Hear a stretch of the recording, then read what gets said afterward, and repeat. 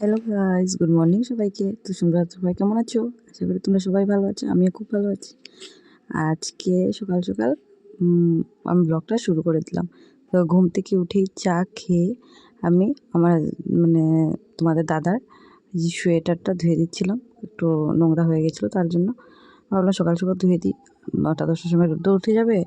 আজকে ঘুম থেকে উঠতে উঠতে প্রায় 8টা বেজে গেছে। ঠান্ডার দিন তো উঠতে উঠতে একটু লেট হয়ে যায়। আর এদিকে আমার জুতোটাও ধুবো, আমার জুতোটা খুব নোংরা হয়ে গেছে। তো আমি আমার ছেলের দুটো কাপড় ছিল গতকালকে, সেগুলো ধুচ্ছিলাম। আর তোমরা দেখতেই পাচ্ছ আমি কথা বলছি মুখ দিয়ে। তো আমার জেঠি শাশুড়ি আমাকে কি বলছিলেন ততটা মনে নেই।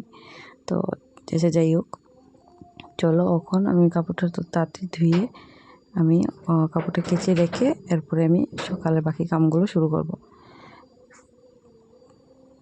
তো আজকে কি হয়েছে, বিকালে কীর্তন আছে, কীর্তনে যাব। তো আমাদের এখানে তো মোকাম কালীবাড়ি কীর্তন চলছে, লাইভ দিয়েছিলাম, জানি না লাইভটা গেল না কেন জানি না। তো যাই হোক, আচ্ছা দেখো, এখন আমি কাকা শ্বশুরের বিছনাটা মানে ঠিক করছিলাম, গুছাচ্ছিলাম।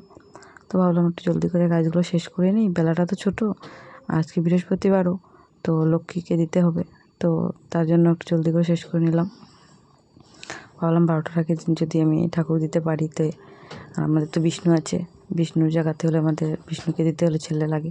তো আমার হাজব্যান্ড বা আমার দেওর বা কাকা শ্বশুর তো অসুস্থ, তার জন্য ভাবলাম যে আমার হাজব্যান্ডকে বলি। তো এসে স্নান করে ও একটু কাজেও বেরোবে স্কুলের কাজে, তার জন্য ও এসে এর আগে স্নান করে ঠাকুর দিয়ে তারপরে যাবে। তো ভাবলাম ও ফোন করে বললো তুমি জলদি জলদি স্নান করে ঠাকুর করে চলে যাও, তারপরে আমি এসে বিষ্ণুকে দিয়ে দেবো। তো আমি কী করলাম, কাজগুলো সকালে 10টা-11টার ভিতরে সেরে নিলাম। তো এখন মোটামুটি আমার কাকুর রুমের কাজ সম্পূর্ণ শেষ করে দিলাম। এরপর আমি আমার ঘরটা গোছাতে চলে যাব। আর সবাই লাস্টে ঝাড়ু দিয়ে মুছে এরপর স্নানে চলে যাব। তো এখন চলো আমার রুমে যাই। তো আমার রুমে টুকটাক কাজ আছে, সেগুলো করে নিই। আর বলছিলাম যে বিকালে কীর্তন, তো বিকালে তো কীর্তনে যাবই। তো সেটা অবশ্যই তোমাদের সাথে শেয়ার করার চেষ্টা করব। তো সেটা আমি এই ব্লগে দেবো না, এই ব্লগে আমি শেয়ার করব না ক্লিপটা। কারণ কি দেখো, এই ব্লগে আমি দিতে গেলে তো আমার ব্লগটা অনেক বড় হয়ে যাবে, তো তোমাদেরও বোর লাগবে। তার জন্য আমি এটা ছোটো মোটো করে করলাম। তো দিনের আর রাত্রে যেটা গেলাম, কতটা মানুষ হয় আমাদের এখানে, সেটাও তোমাদেরকে নিশ্চয়ই দেখাবো। তো তোমরা আমার ভিডিওটা দেখার জন্য মানে আমরা যেখানে গেছি মেলাটা, মানে মোকাম কালীবাড়ি কীর্তন বলেইছিলাম আমি আগের ব্লগে, এখানে কীর্তন হবে। আর আমি আরেকটা প্রথম কয়েকদিন আগে একটা ব্লগে বলেছিলাম যে মোকাম কালীবাড়ি গেছি আমি আমার হাজব্যান্ড পূজা দিতে। তো তার জন্য ওইখানে আমার কীর্তন হচ্ছে অনেক বড় করে, ঠিক আছে।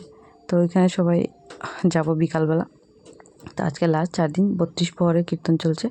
তো আজকে মোটামুটি শেষ হয়ে যাবে। তো আমরা যাব রাত্রে, ভাবলাম রান্না শেষ করেই যাব। তো আমার হাজব্যান্ড মাছও এনেছে, তো মাছটাও কাটতে হবে। তো আমার জেঠি শাশুড়ি বলছে তুমি মাছটা খালি ছুলে দিয়ে দাও, মাছটা আমি কেটে নেবো। তো আমি কই ঠিক আছে, আসছি আমি ঘরটা পরিষ্কার করে। তো দেখো এখানে আমার তোমাদের দাদা আমার এনে দিয়েছে তেলাপিয়া মাছ, একটু বড় বড় সাইজের। তো আমাদের বাড়ির তেলাপিয়া মাছটা সবাই খায় না, অনেকে আছে বাড়ির মানুষে খায় না। তো আমাদের বাড়িতে আমরা দুজন খায় না, আমার ননদ আর আমার ননাস যে আছে তারা দুজন খাবে না। তো আমরা খাবো। তো আমি আমার জেঠি শাশুড়ি বলে তুমি ছুলে দাও, বাকিটা আমি কেটে নেব। কারণ কাটাটা তো আমি কাটতে পারবো না, অনেক বড় বড় কাটাগুলো। তো তার জন্য আমি জেঠি শাশুড়িকে ছুলে দিয়ে দিচ্ছি। তো আমার মতন তোমরা কে কে এইভাবে মাছটা ছুলতে পারো, প্লিজ তোমরা বলবে কমেন্ট করে, ঠিক আছে। আমি চামচ দিয়ে ছুলতে ভালোবাসি, জলদি জলদি হয়ে যায়। আর দাও দিয়ে করতে গেলে তো অনেক পিছলা হয়ে যায়, এর মধ্যে নানান ধরনের জিনিস লাগে, ছাই লাগে, না হলে লবণ লাগে। তো আমার লাগে না কিছুই, আমি চামচ দিয়ে এভাবে সুন্দর করে আমি কেটে নিই, আর খুব মানে সুন্দরভাবে না ছিটিয়ে হয়ে যায়। তো আমার মোটামুটি ছোলাটা শেষ হয়ে গেছে।